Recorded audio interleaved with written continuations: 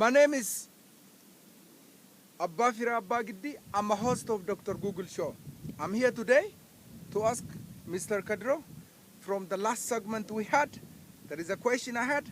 I'm here to answer that question, and it's a serious question, my friend. Welcome back, brother man. Thank you for having me. Brother, my question for you that we didn't answer last time because we didn't have no time. During the Abyssinian expansion, it is almost been mentioned more than 5 million Oromo has been massacred. And the majority, during those time, most of the people saying that the whole Oromo population during those time is not about 10 million. So we claiming, or many people claims, that 5 million, half of the population has been massacred. Can you justify that for me? To begin with, we don't have the population, the exact figure as to the population of Africa by then. Yes. And Horn of Africa, yep. And Ethiopia as well. Yep.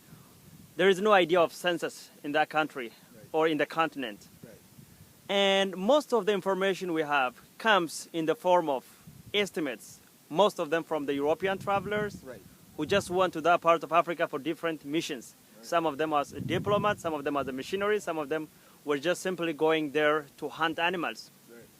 So according to the most European travelers who have been to that part of Africa, right, the population of the Oromo were just reduced by more than 5 million, right, after the expansion of Minilik, right, to different parts of Oromo land, right, to different parts of Oromia. Yep.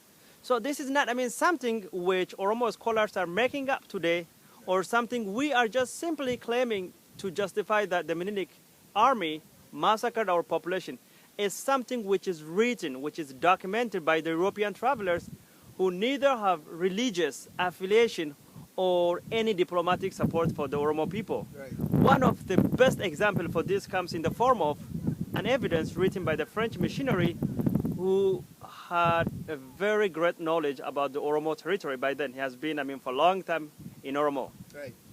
So according to his estimate, from 1870 to 1880, the population of the Oromo were estimated somewhere between 10 million and maybe above. Right. And he estimated the population, different Abyssinian groups together like 4 million. Right. So according to this guy, when he went to France and come back, he saw that the population of Oromo were almost reduced by half of the size he saw like a couple of decades ago. Right. He said that the population of Oromo supposed to just double or go as high as 3 times. Right.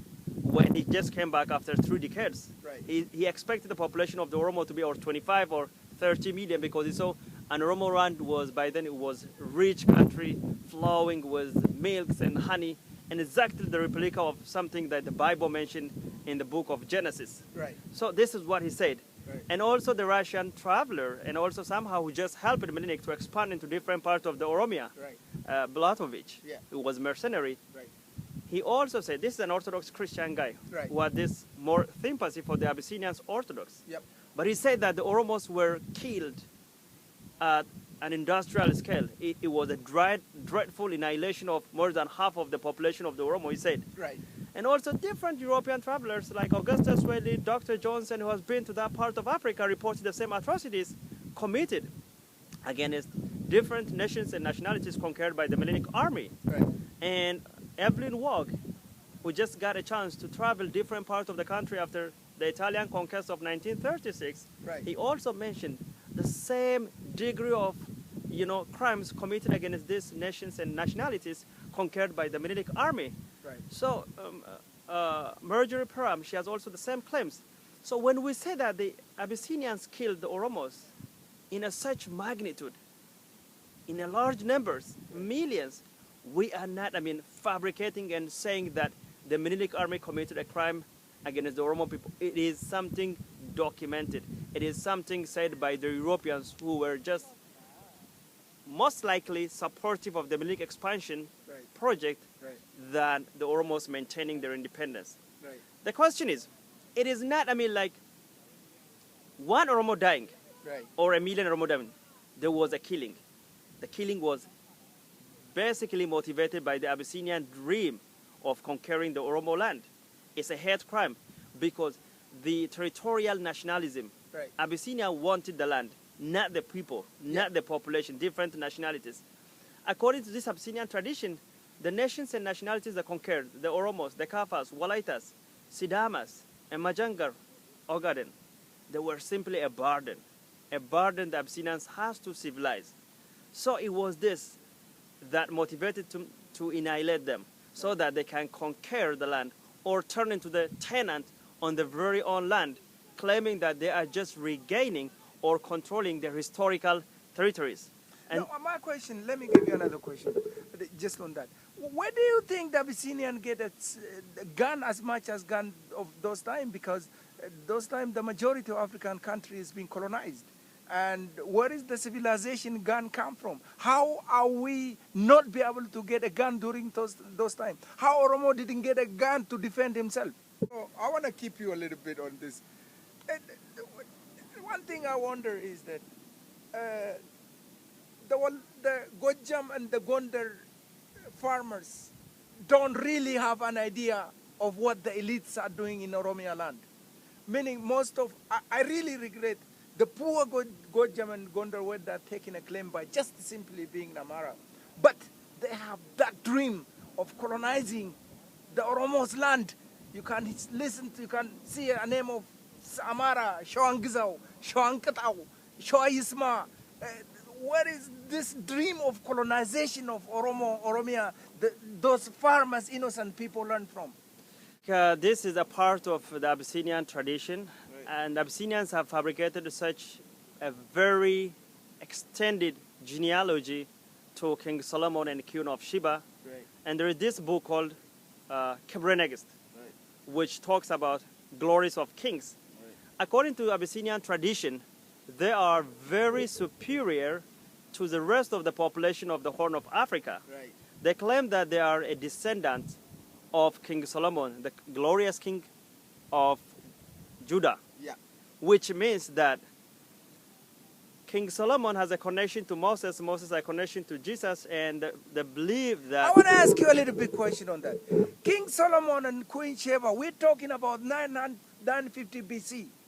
And where we are talking is about 18th century. Yes. How do you think is it relevant to the Ethiopian history where even the Queen Sheba was across the Red Sea? Yeah. She's a Yemenian. Can you elaborate, talk about that? They just usurped the myth to legitimize their expansion. They claim that they are the descendants of the Queen of Sheba, while historically we know that the Queen of Sheba probably she belonged to somewhere in the present-day southern Yemen, to the now defunct kingdom of Saba. But they claim that she is a Tigrayan girl from Aksum who married to King Solomon by the magic of this devil, transporting him via the Red Sea, and she just impregnated and came back and gave birth to this Menelik first in somewhere in 1962, while we know that Aksum only came into existence 1,000 years after whatever they just claimed.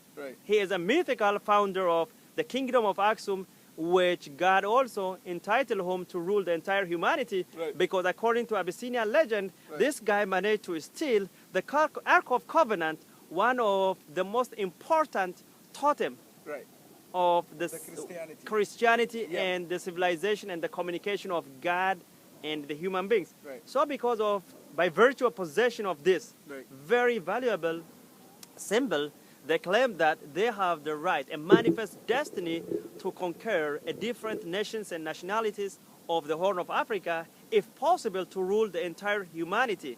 It is this cycle that explains Abyssinians' love of expansion and war and this pervasive culture of, conquest and trying to rule their neighbors. They believe that they are the civilized, the superior ones who are entitled to just conquer and loot everything that belongs to others because they are the heathens, they are the one wanted by the God. It is this that explains these Abyssinian names you mentioned, like Shawan Gizao, just conquer, colonize Shawa, Shawan Kitao, penalize Shawa, because penalizing them is allowed to them because the Shawans are the savage, according to them, they are the civilized. The Shawans are inferior, they are superior. And Shawan Dain, pacify Shawa, just rule Shawa. And also different names, Shawa Yirga, which means like pacify Shawa, Right, which they claim that the Shawa, before the conquest, is the land of heathens, land of barbarians, where people engage in a perpetual cycle of wars and fightings, a land of pagans and a land of ruthless warriors who just love shedding the blood of one another. Okay. And this is the Abyssinia myth, a myth simply created to justify their expansion, but the myth which underestimates everything the Oromos contributed for the civilization of the world, like the Ghana system. I'm going to go to the next question, man. This is a lot. This is a lot.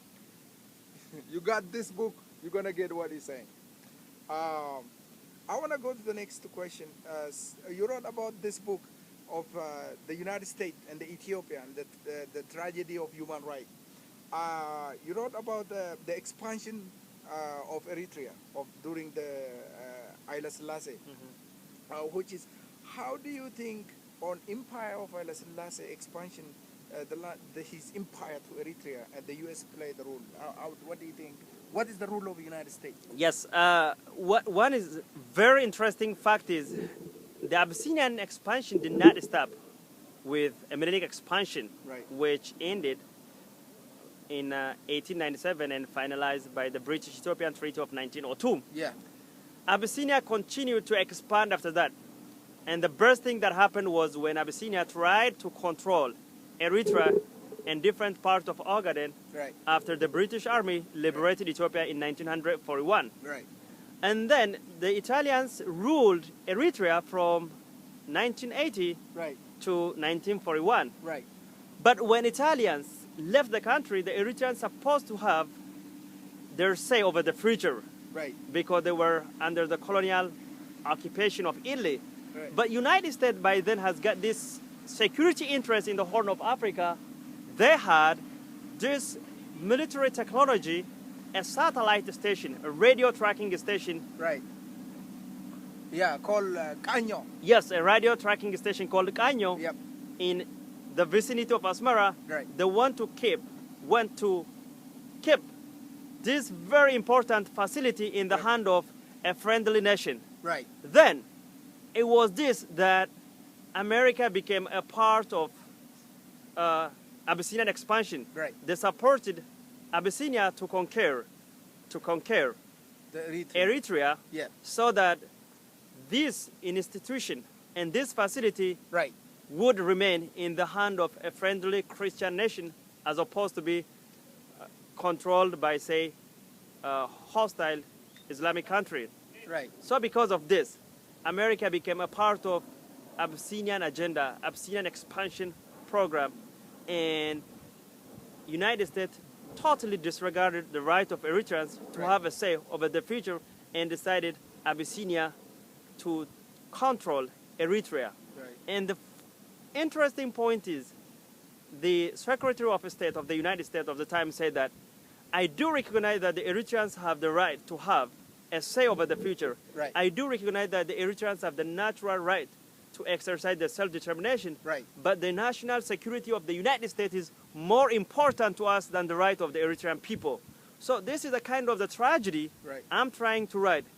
United States is sponsoring a country which ruled by this dictatorial king, which is inimical with any concept of civilization that humanity embraced. Any concept of democratization and human rights and accountability of the government, to engulf this tiny nation of Eritrea, who were exercising their constitutional right and voting and having a civilized parliament. And then when Ethiopia occupied Eritrea, they dismantled all the democratic structures of the Eritrean people, and Eritrea was just re-feudalized. And Eritrea became again a part of the Orthodox Christian structure of the Abyssinia, whereby the landlord became again the dominant aspect of the Eritrean life, which led to the struggle and succession of Eritrea. So simply, in Eritrea was 1991. Eritrea was a gift from United States to Empire Haile Selassie. Exactly. Eritrea was, against the wills of the Eritreans, it was.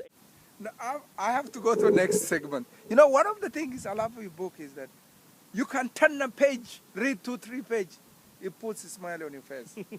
To be honest with you. One of the things I found it is funny was that you have the generation of revolution which is in 1970 during, you know what I'm talking. And you said peaceful place during those time, located in Liban, the ritual capital of Gada system. Like it is a very funny. You say you know, Jerusalem for the Jewish, Mecca for the Muslim, Aksum for the Abyssinia, and also the Liban for Oromo, the holy city. I like that one. Exactly, because every Borana participating in the Gada system has a duty of going and visiting ritual lands in Negele. Right.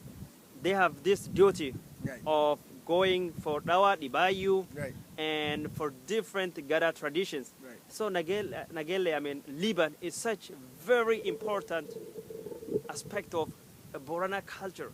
Right. It's like the heartland of a Borana. The holy city. The holy city. I like it. Yeah. And I want to segment.